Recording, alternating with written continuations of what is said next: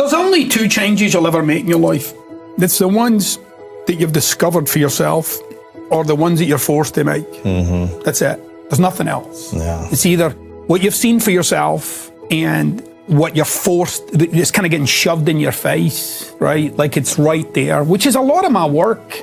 You know, I present people with something that you're either going to try and escape from or you're going to push through. But you should know that if you're trying to escape from it, it's still there. You know, like it's amazing how folks, when you confront something as serious as this, they will fight for their misery. Absolutely. They'll fight for it. They will argue with you for it.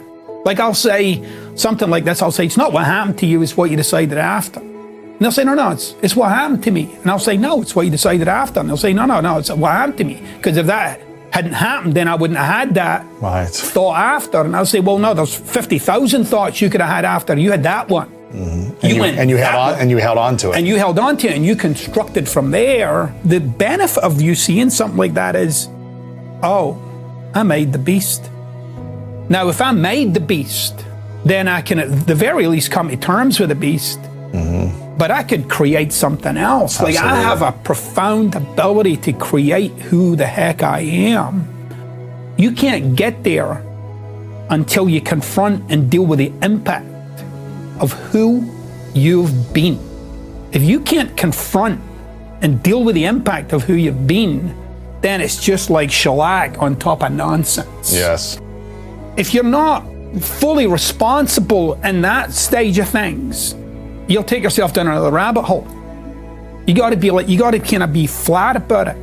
So one of the ways that I did it is this whole notion of who's to blame. So it's a massive part of our makeup as human beings. So if you start with the idea that blame is the anchor to the past. Mm-hmm. So you're either blaming yourself or somebody else. Mm-hmm. And that thing, this thing about who's to blame will ruin you.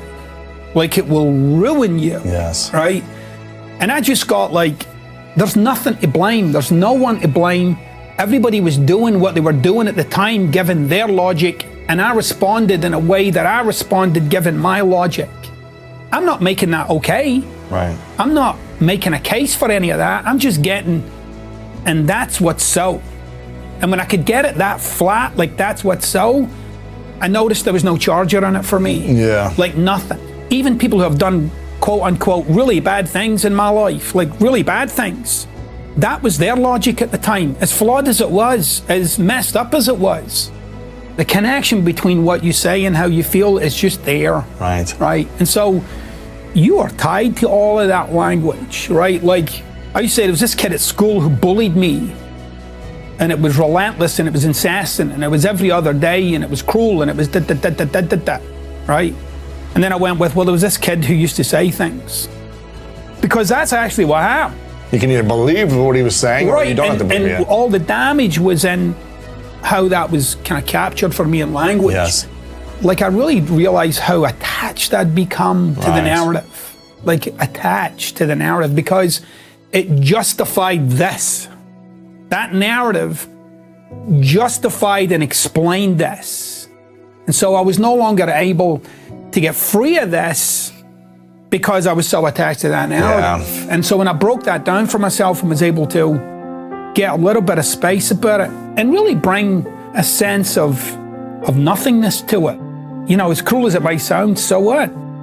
If you would ask somebody about your characteristics, like your personality, for instance, what your strengths might be, that's what you've come across that you feel as if is a good machinery to make it in this life, right? So this is like, you know, maybe I'm charismatic, maybe I'm hardworking, maybe I'm analytical, maybe I'm, you know, competitive, maybe I'm these ways. Somewhere along the lines of your life, you realized this would be a good thing. And this gets me a little further forward. Gets all of these elements. Yeah. Very good. So then there I am in life, being this way, and the more successful it is, the more I'm going to be this way. So now I'm more and more and more like this, to the point where there's no distinction between this thing and me. Like we're the same now. It's this, there's no line anywhere. It's just all how you would explain yourself now. What you also realize though is that those ways don't work everywhere. Mm-hmm. And so what people call imposter syndrome is basically just the realization that your shtick don't stick. Like you're like, my stuff don't work here. And so people are like, oh, well, I feel like I'm an imposter. Well, you are in many ways, but not in the way you might think. You are an imposter. There's a you there doing another you. But behind that you really is you.